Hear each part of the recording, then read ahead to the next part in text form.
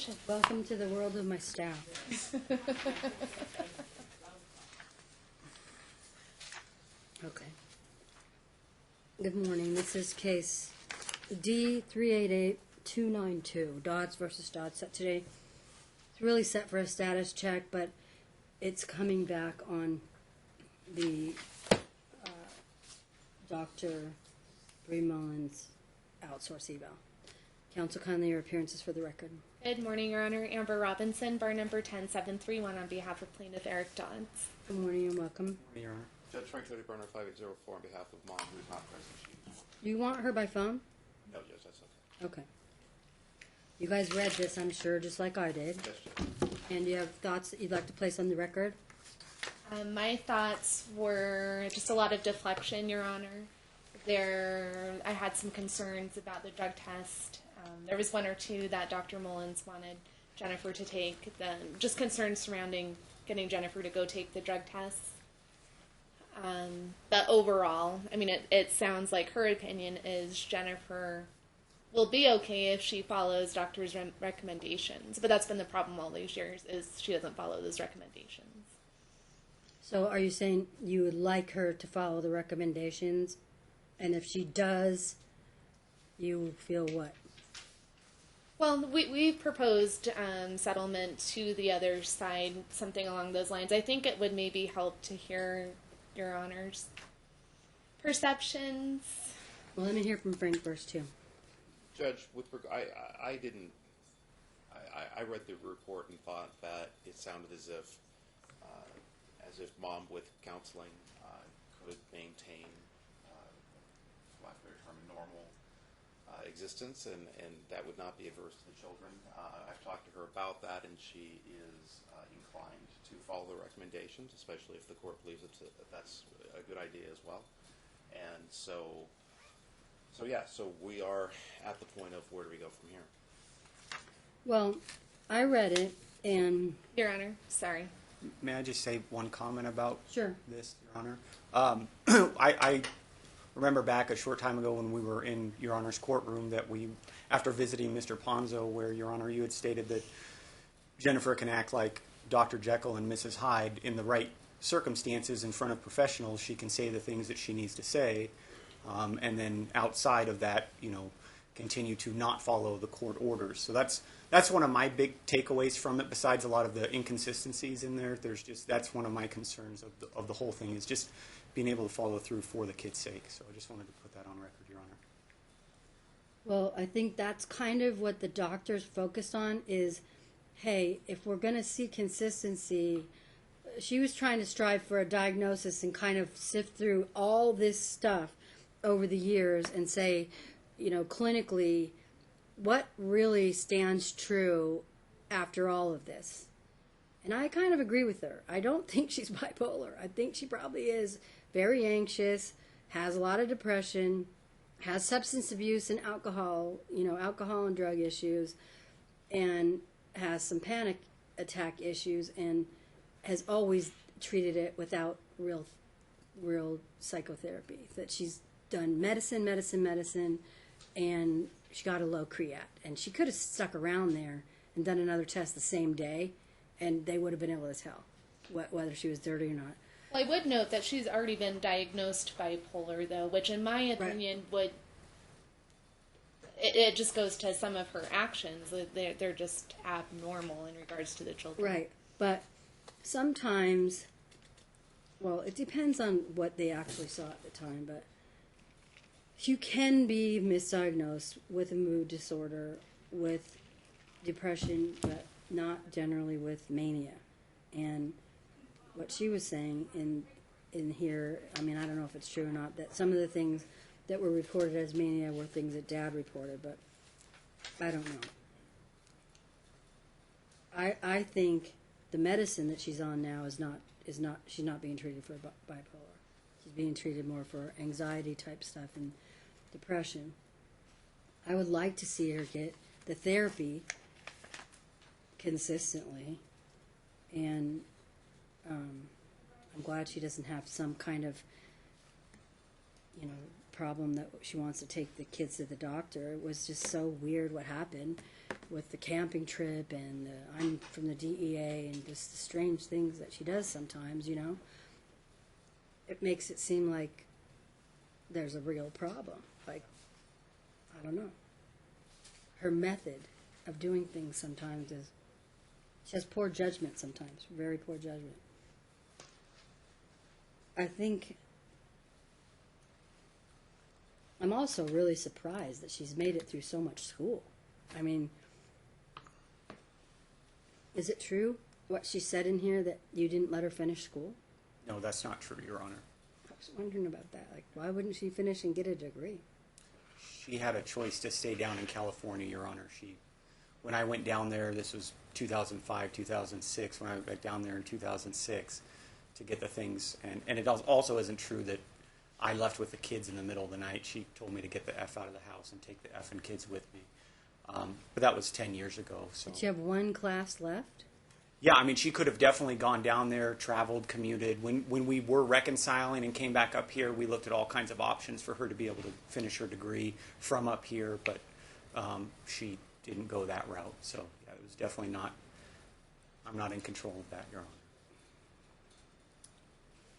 Well, I would like to see her follow the recommendations and do the weekly or biweekly therapy, stay on the medicine, and have a regular therapist, somebody that she can bond with, and, you know, have a therapist and a psychiatrist that can work together. It'd be good if they were in the same office even. I don't know if she has somebody right now that, well, she has Coy. I don't know if there's somebody in that office that could be her therapist also. But I think the people need to work together because she does have kind of inconsistent history, and it'd be good if both those professionals could be kind of a tag team for her, you know? Well, is Your Honor still inclined for an evidentiary hearing? Because this came off of evidentiary hearing because we've been waiting so long on this report. I still don't read this report as favorable to her. I also don't want to push something to trial that doesn't need to necessarily go, but she hasn't been in the kids' life in now a year. Well, I think if she gets into therapy and follows this and stays clean, that she could be in the kids' life. I mean, she could go back to doing her weekends and be in their life again. And we would agree, you know, so long as professionals and the court says it's okay, we were kind of looking at structured reunification. Well, there's no reason why, if she has a therapist, a psychiatrist, and if it take a long time, I don't know how long you're thinking it would take, but Nick Ponzo was already involved. If they couldn't agree, they could go back to him and structure sessions. I think Eric would like somebody else other than Nick Ponzo. Well, distance is an issue for us being in Henderson, but, you know, at this point, Your Honor, I mean, certainly if we can find some kind of structure to it where we've got a plan laid out and, you know, we're going to hold Jennifer to that plan, because there's even instances here in the past couple weeks of Jennifer not still following court orders, which we could talk about at great length, texting me while I'm on my honeymoon, weird things, little things like that, communicating with the boys, calling them over the phone. I have records I could provide the court, Your Honor, texting the boys.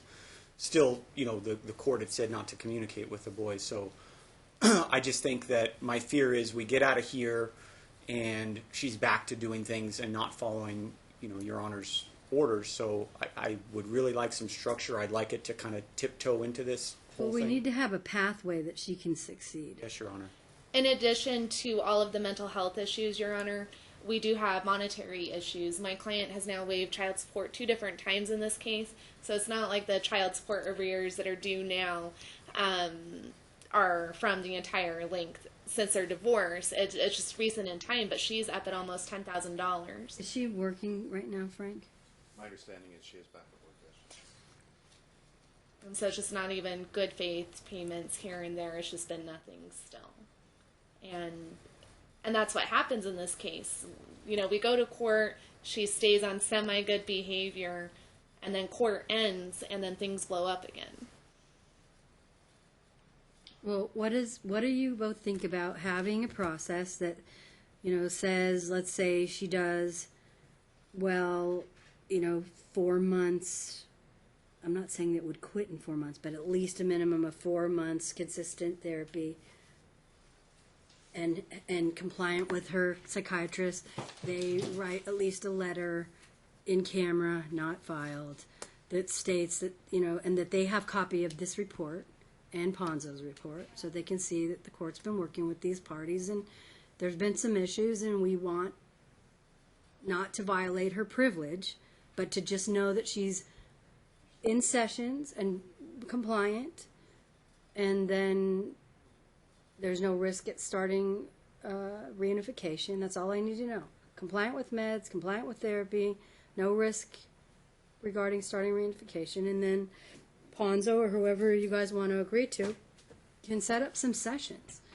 And then if there's a problem, I would say just ask for a telephonic conference. Don't file a motion. There's been too many dollars spent in this case, and I think you could just ask for a telephonic conference, and even if the case is closed, I can give you one and figure out how to troubleshoot it, what could we do next if there's a problem, and if it's really complicated, you might have to file a motion. But honestly, I think really what it would be about is someone's feeling that the process is premature, someone's feeling like it's not going well, someone's feeling like it's being dragged out too long, there's non-cooperation, someone wants it to go faster than it is. I mean, that's generally what is going on with reunification.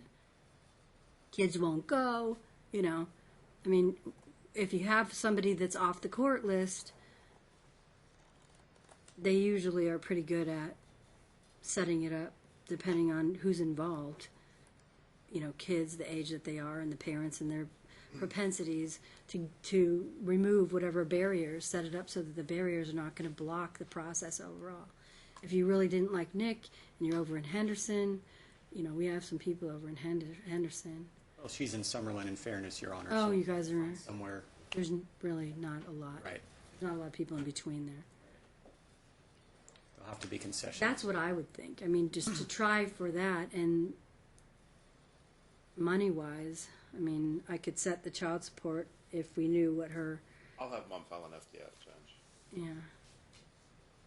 What we could do is, what I'm telling you, is that enough for you to maybe sit down and look at the list, talk to each other, see what she's willing to do, find out who she could get for a therapist on her health insurance with Dr. Coy, see if you could set something up and come back with a plan, and maybe we could draft an order that looks like I could actually set another status check 4 months later if you think, I could follow it for a while. I don't want to follow it for a year or anything like that, but I could follow it for a while to make sure you're on track. I think starting with a 4-month status check is one of the best. That would also include financial issues. I hope to be able to resolve everything now that we have. Well, I can order that she file an FDF with proof of wages, that you guys set child support, that she gets set up with Paige, I can just adopt unless somebody's going to object. Child support has already been set, Your Honor, so it's not that there's not an order I for didn't it. review the minutes, so I apologize if I did already. This say. was back like August 2014, yeah, I think. 14. It's just she's not paid anything. Well, do you want to get a consent judgment on what the arrears are and come up with an arrears payment? Yeah, we could do that and then still file the new FDF. The short answer, Judge, is that if they want to provide me a schedule for arrears, I don't think there's going to be a dispute from my client that she didn't pay it. We can set constructive arrears and start a payment on that as well. That's not a problem. We could give a schedule and Dad could fill it out for you so that you could give it to Frank if you want that. You want that? We have a schedule. Oh, I have Willick's thing.